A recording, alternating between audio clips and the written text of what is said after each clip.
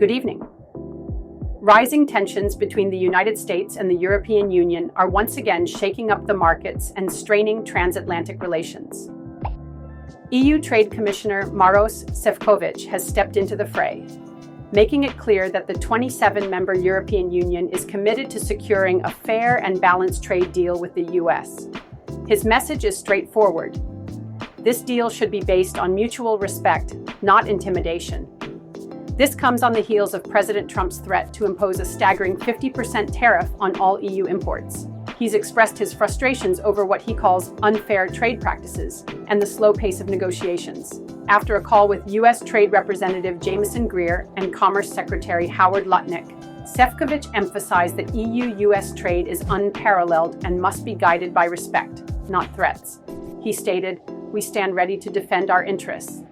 Trump, however, is not backing down. He took to social media to declare that discussions with the EU are going nowhere and warned that tariffs would take effect on June 1st. Yet he hinted that a significant investment from a European company could make him reconsider. This is a precarious stance, as the EU exported over $600 billion in goods to the US last year while importing $370 billion. Both sides are aware that escalating tariffs could hurt their economies.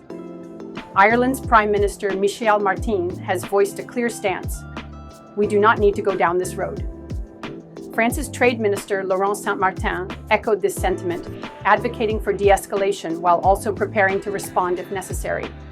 Germany's Economy Minister Katharina Reiche stressed the urgency of finding a resolution, stating that the bloc must do everything possible to reach an agreement with the US Dutch Prime Minister Dick Schoof, reminded us that tariffs can fluctuate during negotiations, a reality both sides must navigate carefully.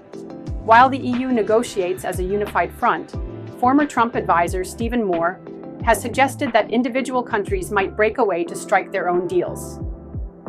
This idea is firmly opposed by EU leaders, who are committed to maintaining their collective bargaining power. Earlier this year, Trump imposed a 20% tariff on most EU goods, but paused the hike for 3 months, leaving a 10% base tax in place. Tariffs on EU steel and aluminum imports remain at 25%, drawing sharp criticism from European leaders. In retaliation, the EU has threatened a 25% tariff on $20 billion worth of US goods, and is considering additional measures that could impact up to $95 billion in imports. Trump has also raised eyebrows by warning tech giant Apple of a potential 25% import tax on iPhones not manufactured in the US, with threats to expand this to all smartphones. The financial markets reacted sharply to this escalating rhetoric. The S&P 500 dropped 0.7%, Germany's DAX fell more than 1.5%, and France's CAC 40 mirrored that decline.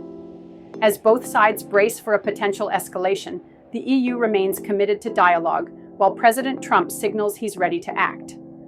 The world is watching closely as these two economic powerhouses attempt to rewrite the rules of global trade, one tweet, one tariff at a time. The stakes are high, and the outcome remains uncertain.